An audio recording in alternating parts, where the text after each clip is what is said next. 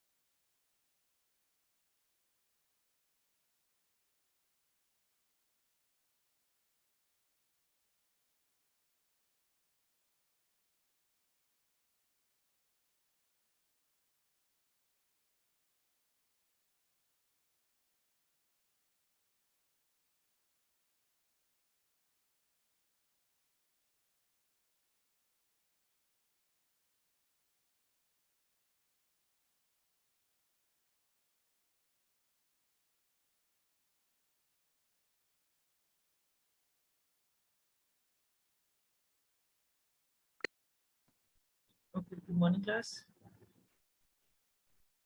Good morning, ma'am. Participants, you come है class end नहीं हुई last class end हो चुकी है 3 PM की. Yes, ma'am. Fine. एक तो आप लोगों को MSTs के बारे में पता चल गया होगा. Yes, ma'am. Fine. In data structures, you will be getting the whole chapter of arrays from starting क्योंकि previously हमने कुछ भी नहीं किया था इतना खास. So array complete chapter you will be getting in your MSTs plus the stacks, queues and recursion and the linked list will be complete by the end of this week. I'll be completing most probably the traversing and insertion operation on linked list. Right? This will be a syllabus for second MST. Fine. Attendance लगा देना chat box में because I don't have the register right now with me. Let's start with today's topic.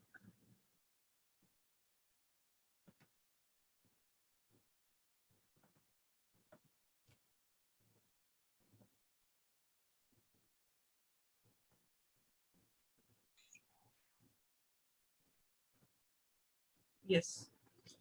Okay. Last time we are discussing on queues. ठीक है तो I already told you कि queues को implement करना in a simple way. The simple queues are of no use to be to the software engineers or to the programmer.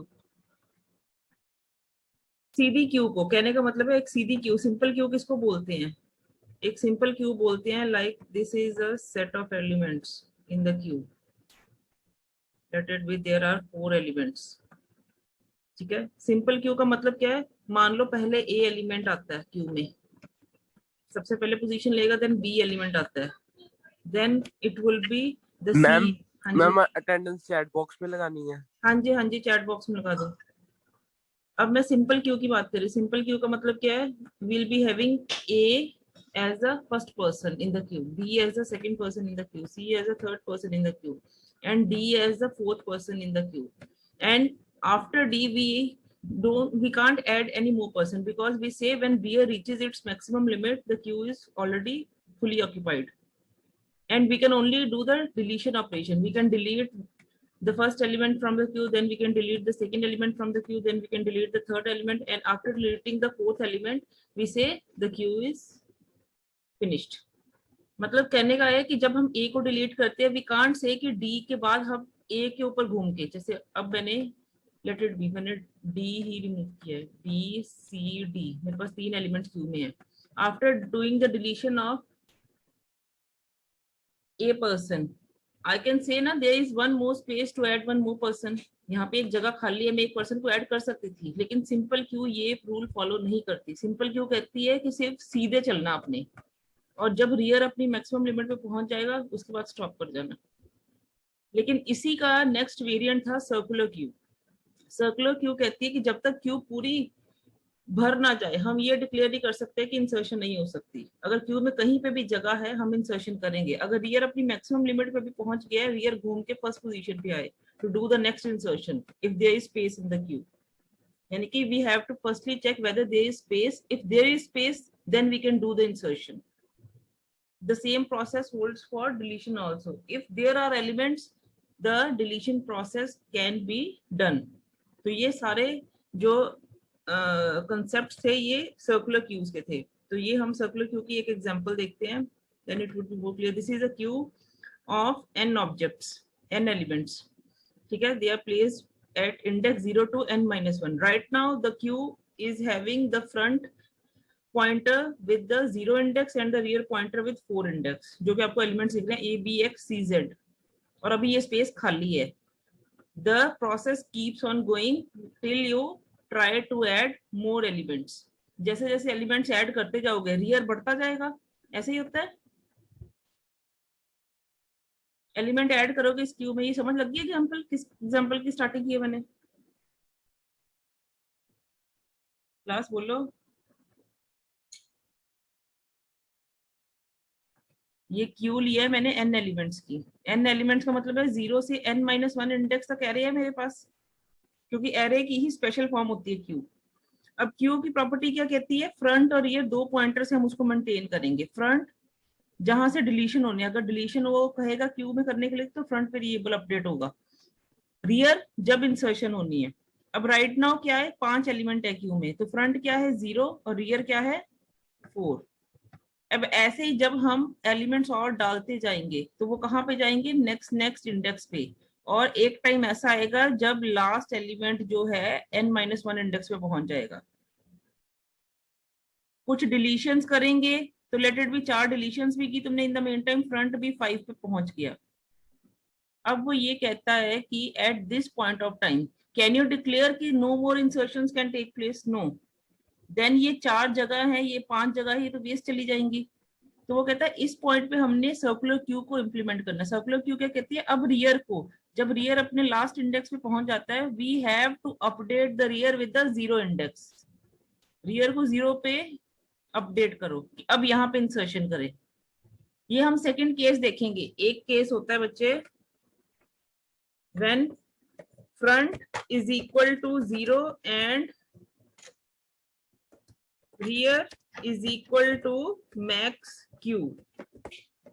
We declare q as full and we print the statement overflow. ये एक condition है जहां पे q fully occupied हम कहते हैं, लेकिन this is not the only condition. जरूरी नहीं कि हमेशा फ्रंट 0 पे और रियर मैक्स q पे हो तभी q फुल होगी. ये सेकंड केस हम देखने जा रहे हैं. अब q फुल कब किस केस में होगी उसके लिए क्या होगा ये हमने किया. ठीक है. अब इसके बाद उसने कहा जब रियर पे और एलिमेंट इंसर्ट करने की कोशिश करोगे तो क्या होगा? ये रियर घूम के कहाँ आएगा? 0 इंडेक्स पे. तो यहाँ पे एलिमेंट्स इंसर्ट करने शुरू कर दो.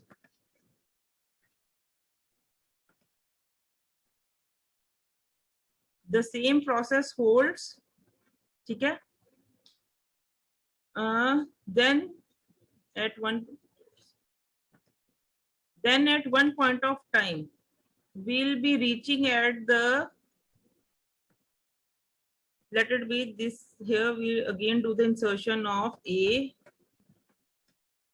then we go for the insertion of B, then we go for the insertion of C, then we go for the insertion of D.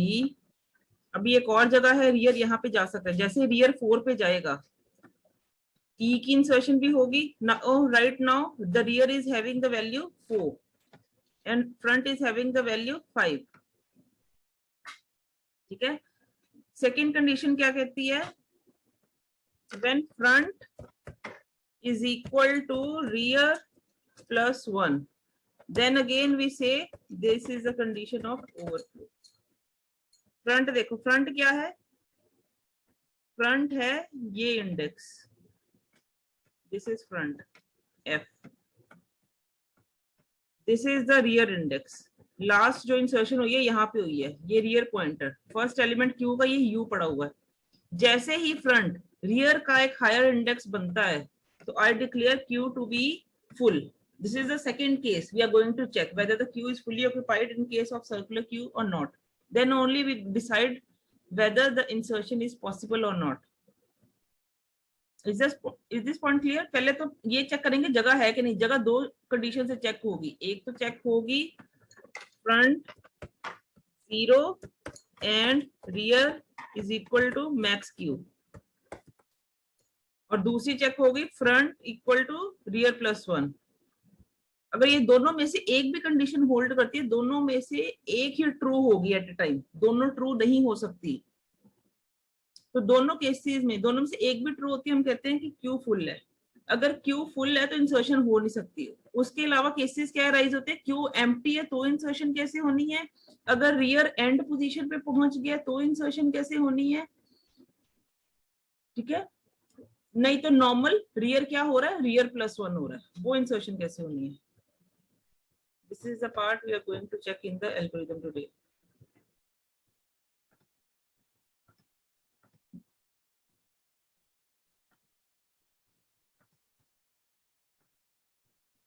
Just have a look at this algorithm.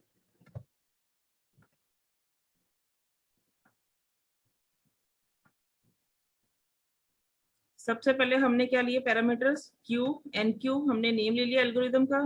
Max Q जो define करा है maximum limit of the Q, last index of Q, जो last example में n-1 था. Front और rear pointers जो कि पहला और लास्ट एलिमेंट को पॉइंट करेंगे. Item is the value to be inserted. ठीक है. वो कहता है if front equal to 0 and rear equal to max Q, and लिखा इसमें. This is one condition. This totally is written in brackets and is defining only one condition. If front equal to 0 and rear equal to max Q, we define Q overflow. और या ये case हो सकता है, और का मतलब है दूसरा केस था front equal to rear plus 1. अगर ये कंडीशन भी ट्रू होती है तब भी हम यही कहेंगे Q में जगह नहीं है, सिर्फ एंड कर दो. ओवरफ्लो लिख के एंड कर दो कि स्पेस ही नहीं है, मैं इंसर्शन नहीं कर सकता. इसमें कमेंटिंग में लिखा भी है कि Q is already filled. Q filled है तो NQ ऑपरेशन नहीं हो सकता. Is this point clear to all of you? ये दो कंडीशन समझ लग गई? Yes ma'am. बच्चे आप ना एक बार जब लेक्चर के बाद ना एक एग्जांपल लेना कोई भी 5 एलिमेंट्स की. ठीक है. उसमें बार बार इंसर्शन करके फ्रंट और रियर को अपडेट करो. पहले आप कोई डिलीशन नहीं करोगे तो फ्रंट 0 पे पहला एलिमेंट डाल दोगे. Late it B A. This is a 0 index and this is a 4 index for 5 elements Q. ठीक है. तो आप देखोगे जब जैसे ही रियर 4 पे पहुंचता है यानी कि मैक्स Q पे पहुंचता है तो Q फुल होगी. ये आप कंडीशन एग्जांपल से चेक कर सकते हो. सेकंड केस में क्या करना? 1-2 डिलीशंस कर लेना. ठीक है. अब तुम्हारा फ्रंट एलिमेंट जो है यहाँ पे है. उस केस में जब आप यहाँ पे दोबारा से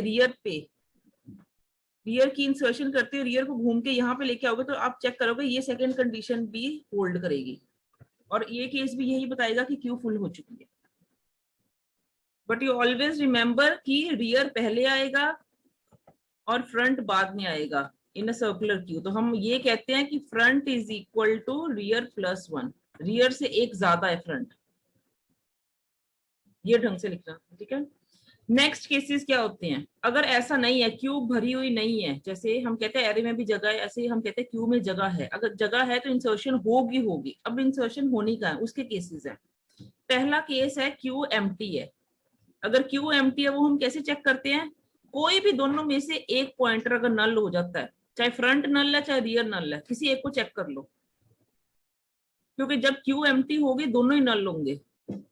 अगर फ्रंट नल है तो क्या कहते हैं, फ्रंट को भी 0 सेट कर दो, रियर भी 0 सेट कर दो, यानी कि दोनों फर्स्ट इंडेक्स को पॉइंट करेंगे। ये एक एरे है या क्यू है जिसमें अगर फ्रंट और रियर पहले इंडेक्स को पॉइंट करने लगे, इसका मतलब 1 एलिमेंट क्यू, चाहे वो 0 है चाहे कोई भी इंडेक्स है, फ्रंट इक्वल टू रियर वैसे नॉर्मल कंडीशन है फॉर 1 एलिमेंट।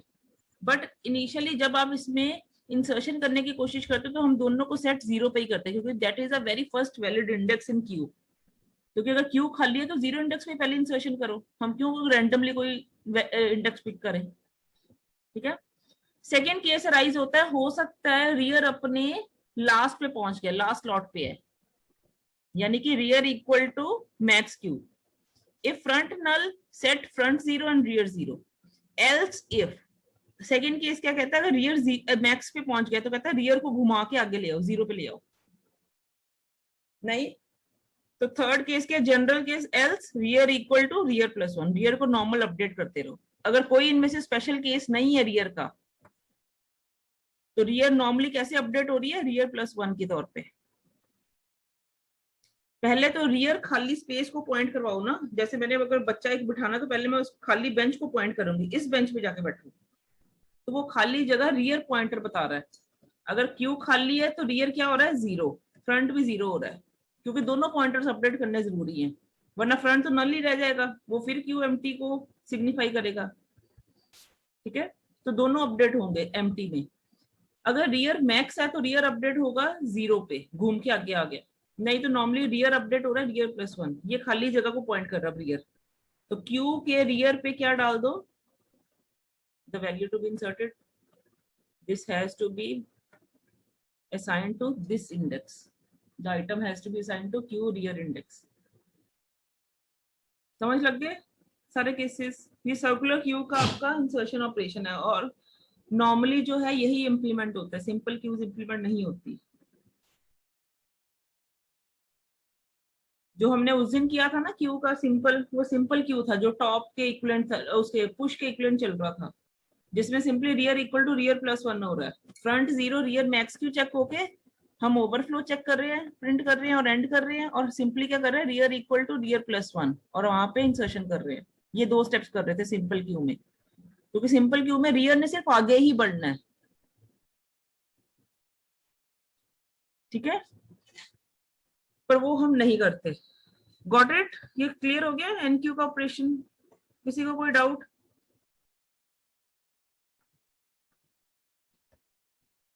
किसी को किसी भी तरह का डाउट, कोई कंडीशन नहीं समझ लगी, इट्स वेरी इंपॉर्टेंट। एग्जामिनेशन में पुश पॉप एनक्यू या डीक्यू में से जरूर कुछ आएगा, या इकट्ठा पुश पॉप का क्वेश्चन आएगा आपको इंसर्शन डिलीशन, या एनक्यू डीक्यू के ऊपर पूछा जाता है।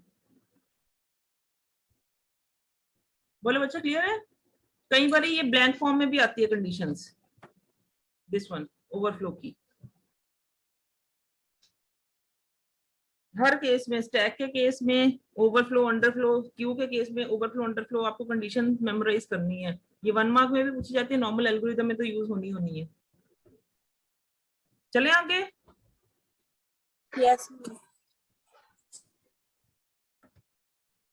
नेक्स्ट था आपका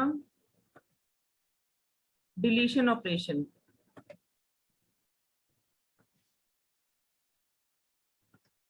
डिलीशन भी आपको क्लियर है कि डिलीशन कैसे हो रही है? हम नॉर्मली क्या कहते हैं, अगेन पहले तो हमने ये चेक करना है कि क्यू में एम्प्टी है कि नहीं है। अगर क्यू है ही खाली तो डिलीशन एग्जीक्यूट नहीं होगा। और क्यू एम्प्टी की कंडीशन क्या होती है, एनीवन?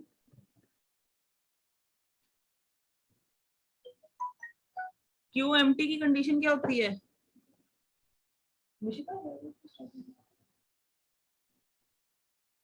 एम्प्टी क्यू की कंडीशन बोलो भी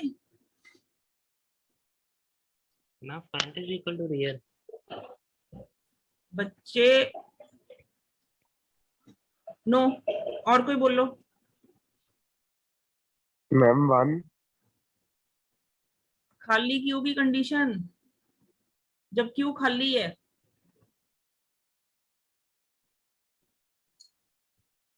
स्टैक खाली की कंडीशन क्या थी? When stack is empty, what is the condition that indicates that the stack is empty?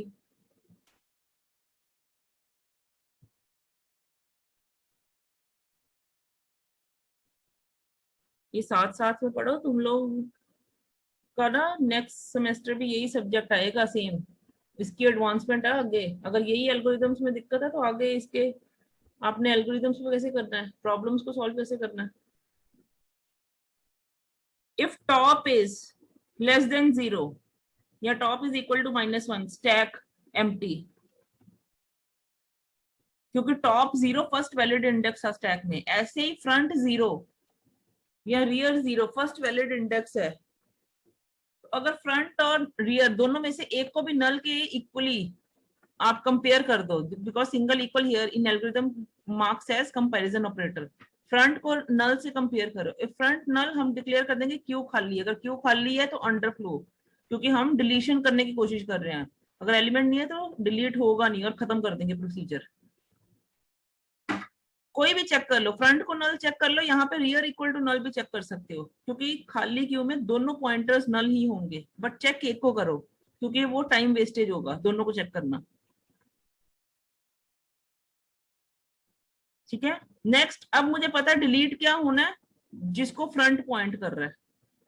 जैसे let it be right now front is pointing to this index, this one index, this is a 0 index, this is a 1 index, this is a 2 index, this is a 3 index।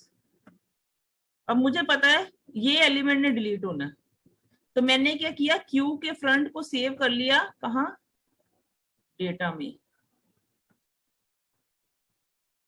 उस deleted element को save कर लो, removes item from queue that is a data element and assign to variable data. जो भी item delete हो रही है, जो भी एलिमेंट डिलीट हो रहा है, उसको डेटा में सेव कर लो, क्योंकि ये हम हमेशा कहते हैं अच्छे प्रोग्रामर्स को फ्यूचर रेफरेंस के लिए नीड होती है डिलीटेड चीजों की, वरना हर चीज डिलीट करते रहोगे, बाद में रिकवर करनी या रीस्टोर करनी it would be difficult. Deleted चीज डिलीशन से पहले हमेशा रीस्टोर करो उसको।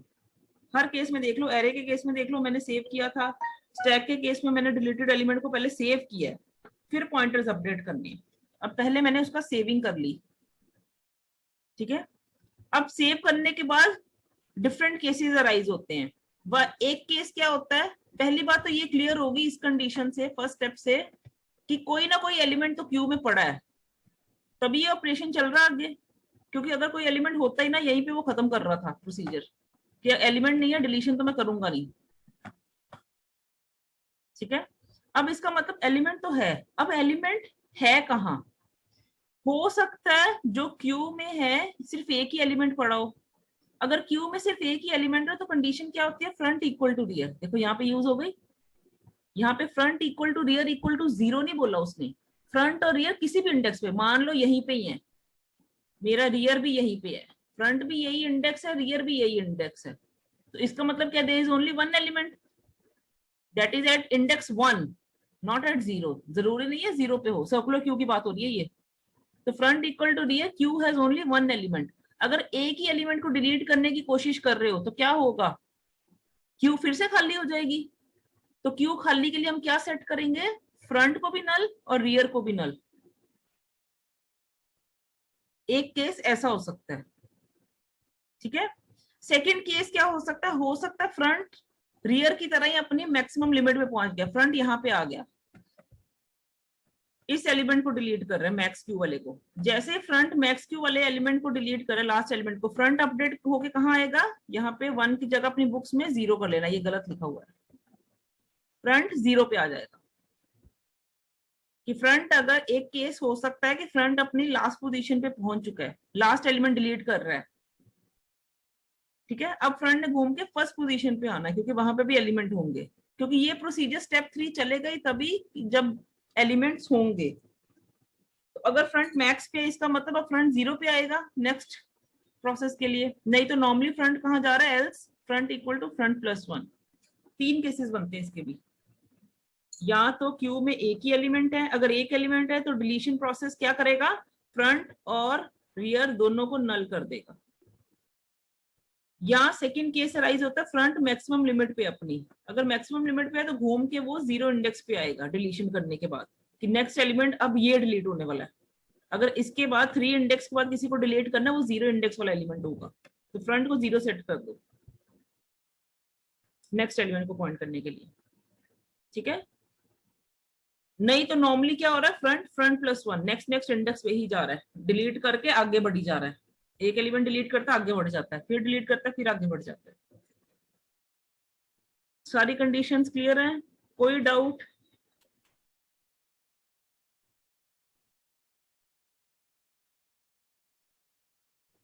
बोलो बच्चे।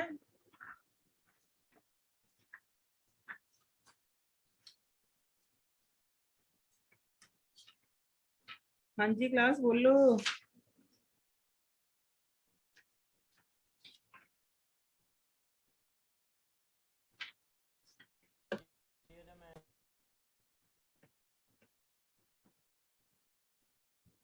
एक और एग्जांपल देखो, इस एग्जांपल को देखो। ये क्या है, एक क्यू है जिसमें आपका मैक्स क्यू 6 है राइट नाउ, उसने फ्रंट अगेन 0 है, यहाँ पे फिर से गलती लिखी उसने, ठीक है। रियर को 3 मान लो, अकॉर्डिंग टू डायग्राम चलो आप, फ्रंट 0 है रियर 3 है, ठीक है। अब क्या होता है, this is the initial queue given to you. अब उसने क्या कहा, सबसे पहला प्रोसेस उसने क्या कहा, इंसर्ट बीसी। अभी रियर 3 पे था, बीसी को इंसर्ट करने का मतलब रियर पहले 4 पे गया, बी इंसर्ट की, फिर रियर 5 पे गया, सी इंसर्ट किया। अब रियर इस टाइम 5 पे है, उसने कहा डिलीट करो एक्स पहला एलिमेंट। जैसे डिलीट किया फ्रंट कहाँ चला गया, 0 से 1 पे। फ्रंट नॉर्मली तो फ्रंट प्लस 1 नहीं होता, नेक्स्ट आता है क्योंकि स्पेशल केस नहीं है, ठीक है। अब इंसर्ट किया, अब 5 के रियर 5 पे था, 5 के बाद 6 पे जा सकता है क्योंकि मैक्स क्यू वहां पे है, तो 6 पे रियर गया और वहां पे डी इंसर्ट कर दिया। उसके बाद उसने कहा डिलीट वाई, जैसे वाई को डिलीट किया, फ्रंट 1 पे था, फ्रंट कहाँ चला गया 2 पे। डिलीट जेड, जेड को डिलीट करते फ्रंट कहाँ पे गया 3 पे 2 के बाद। नेक्स्ट कहा उसने इंसर्ट एम, एम को इंसर्ट करने के लिए अब रियर अपनी मैक्स लिमिट पे पहुंच चुका है क्योंकि 6 इज द मैक्स क्यू। अभी आपने पीछे देखा क्वेश्चन में, यहाँ पे देखा ना मैक्स क्यू 6 और रियर भी 6 है इस वक्त। अगर रियर और मैक्स क्यू दोनों सेम इंडेक्स हो गए तो अब इंसर्शन का मतलब है इंसर्ट एम कहाँ होगा, रियर घूम के कहाँ आएगा 0 पे, वहां पे एम इंसर्ट हो गया। Is this point clear till now? Yes, ma'am. Yes, ma'am. अगर इसके बाद और ऑपरेशंस एग्जीक्यूट करें तो क्या होता है, देखो इंसर्ट ओ एन, 2 एलिमेंट इकट्ठे कह दिया। अब एम पे था, ओ इंसर्ट किया तो 1 इंडेक्स पे आया रियर, एन इंसर्ट किया 2 इंडेक्स पे आया रियर। अब रियर यहाँ पे आ चुका है, देखो रियर 2 बन चुका है, फ्रंट ऑलरेडी 3 पे था। ये कंडीशन क्या होगी इसके बाद कि क्यू फुल है, क्यों, क्योंकि इसके बाद जब इंसर्ट के करोगे उसने प्रिंट कर दिया ओवरफ्लो, क्योंकि यहाँ पे क्या है front is equal to rear plus 1। Rear में अगर +1 कर रही हूँ तो वो फ्रंट मिल रहा है मुझे, 2 + 1 कर रही हूँ 3 मिल रहा है, तो this condition is of queue full in circular queues. ये सेकंड कंडीशन थी। एक तो डायरेक्ट है front 0 rear max queue, second condition है when front is equal to rear +1, rear पहले आ रहा है फ्रंट उसका नेक्स्ट एलिमेंट है, तो ओवरफ्लो कंडीशन होगी। मतलब अब इंसर्शन वो नहीं करेगा कि एक इंसर्शन उसने नहीं की। नेक्स्ट उसने कहा डिलीट ए डिलीट करना है, फ्रंट अभी 3 पे था तो फ्रंट 4 पे चला गया, ठीक है। ऐसे ही उसने कहा कि डिलीट करते रहो जब तक सिर्फ एक एलिमेंट क्यू में नहीं रह जाता। लास्ट एलिमेंट कहां पे था, रियर 2 पे, डिलीट किया बी, फ्रंट कहां गया 5 पे, डिलीट किया सी, फ्रंट कहां गया 6 पे, डिलीट किया डी, फ्रंट कहां गया 6 से घूम के 0 पे, डिलीट किया एम, कहां गया फ्रंट 1 पे, डिलीट किया ओ, फ्रंट कहां गया एन पे। अब क्या है, फ्रंट भी 2 पे है, रियर भी 2 पे है। This indicates there is only 1 element in queue. इसीलिए मैं बार बार बोलती हूँ फ्रंट इक्वल टू रियर, अगर इक्वल टू नल लिखा है तो हम ये कहते हैं कि वो क्यू एम्प्टी है, लेकिन फ्रंट इक्वल टू रियर आपको बुक्स में यही मिलेगा, it indicates Q is empty, लेकिन ये क्यू एम्प्टी नहीं होती, ये क्यू में 1 एलिमेंट की कंडीशन होती है। आपकी बुक्स हमेशा ये गलत लिखेंगी। ठीक है। अब front equal to rear same element पे आ गए, यहाँ पे ये वो सेकंड केस हो गया, second step. If front equal to rear, इसका मतलब देयर इज वन एलिमेंट और उसके डिलीशन पे क्या करेंगे, अब डिलीट करेंगे तो क्या होगा, फ्रंट भी नल सेट करो और रियर भी नल सेट करो, और इसके बाद डिलीट करोगे तो अंडरफ्लो।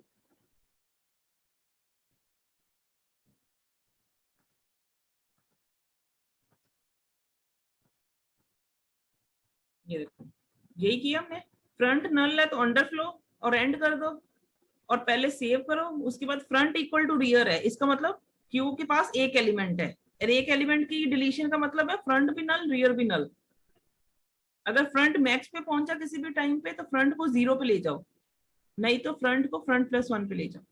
यहाँ पे 0 लिख लेना बस अपने बुक्स में। क्लियर?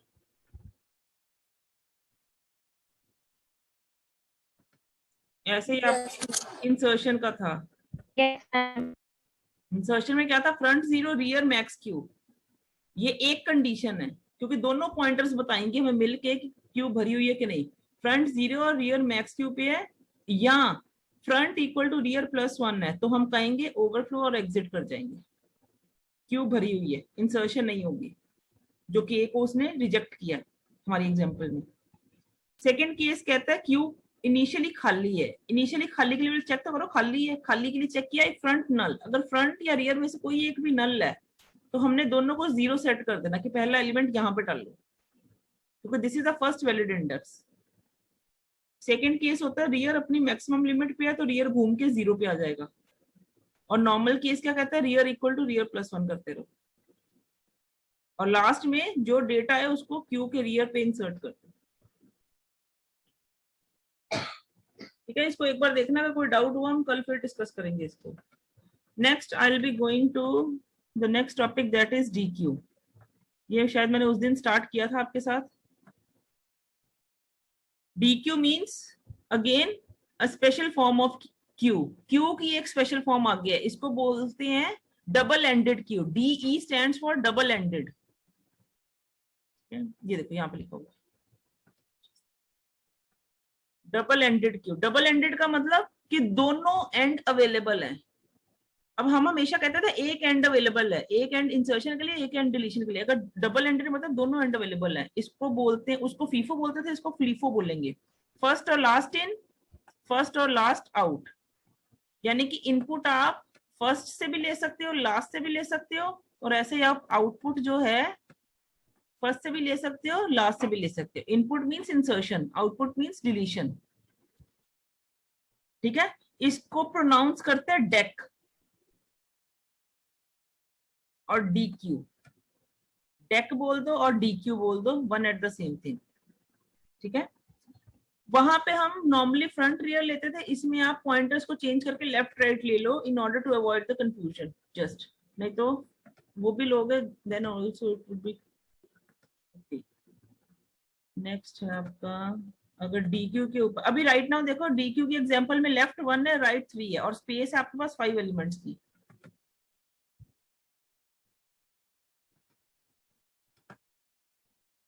DQ में क्या कहता है, एक DQ कंसीडर करो, ठीक है, जिसमें ये एलिमेंट्स हैं,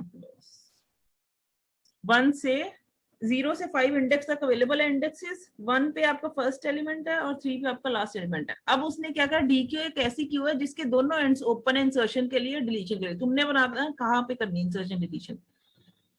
ठीक है, F is added to right of DQ। F को राइट में ऐड करो, तो F कहाँ गया, राइट में, right equal to right plus 1 हुआ। Two letters on right are deleted, right से 2 लेटर्स को डिलीट करो। F भी डिलीट हुआ, D भी डिलीट हुआ, राइट कहां पहुंच गया, 2 इंडेक्स पे, 4 - 2। KLM are added to the left of DQ। KLM, पहले K ऐड होगा फिर L फिर M, कहां पे, लेफ्ट ऑफ DQ। DQ का लेफ्ट क्या है, ये 0, 0 पे K ऐड हुआ, K के बाद वो घूम के कहां जाएगा, 0 के बाद 5 पे, ये भी सर्कुलर होगी।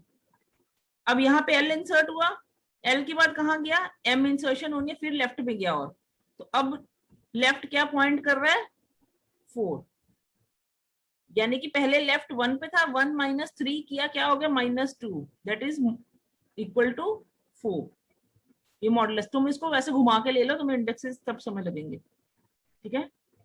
1 letter to the left is deleted. अब लेफ्ट में से 1 letter, left right now point कर रहा है 4 इंडेक्स को, तो लेफ्ट में से डिलीट करना है। लेफ्ट कहां चला गया? 5 पे।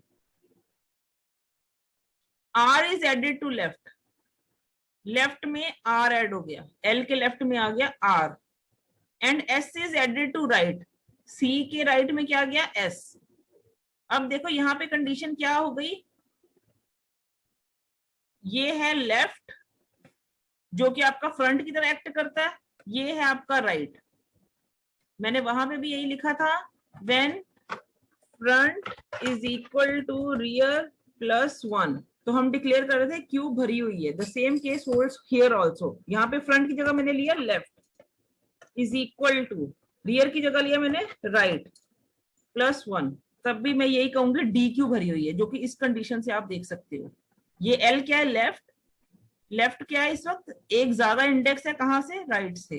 When left is equal to right plus 1 we declare D queue as fully occupied और फुल। इसके बाद इंसर्शन नहीं होगी, और डिलीशन के लिए वही कंडीशन रहेगी, left is equal to null and right equal to null. दोनों में से कोई एक चेक कर लो, लेफ्ट को नल चेक कर लो या राइट को नल चेक कर लो, दोनों में से एक भी नल है, इसका मतलब डी क्यू खाली है, तो डिलीशन नहीं होगी। इसको आप एक, अगर आपको क्वेश्चन आता है पेपर्स में, आप एक नॉर्मल क्वेश्चन की तरह ही इसको अटेम्प्ट करोगे, एग्जांपल लेके ऐसे इंसर्शन डिलीशन दिखा दोगे डी क्यू में, और कंडीशन बताओगे कि कब डी क्यू भरी होगी और कब डी क्यू खाली होगी, ठीक है। वो दोनों कंडीशन जो सर्कुलर क्यू पे होल्ड करती हैं, डी क्यू पे भी होल्ड करती हैं।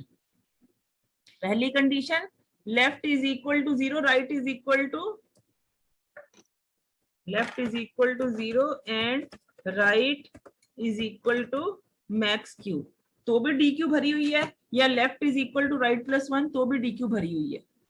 और खाली कब होगी? जब दोनों में से एक भी पॉइंटर नल हो जाता है तो वो खाली होगी। बस ये एग्जांपल आपके बुक्स में पेज नंबर 177 पे दिए, इसको पढ़ लेना, डी क्यू का कंसेप्ट 179 सॉरी, ठीक है। तो ये आपको पता चल जाएगा कि इसको अटेम्प्ट कैसे करना है।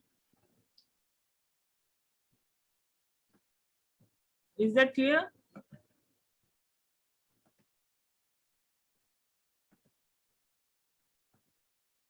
ये देखो इसमें सबसे ऊपर लिखा हुआ है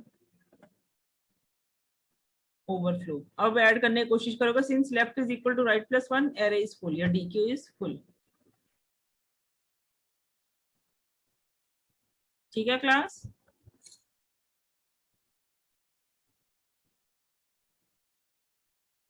कोई है कि Yes, ma'am. चलेंगे सारे ही? मुश्किल है सब्जेक्ट?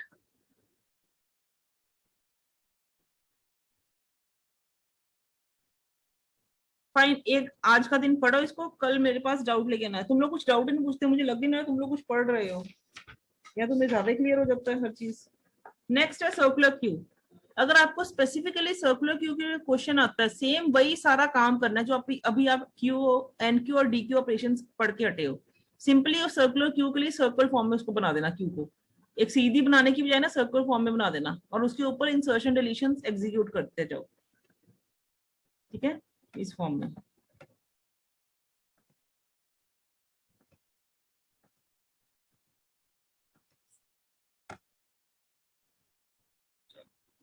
पेज नहीं होगा।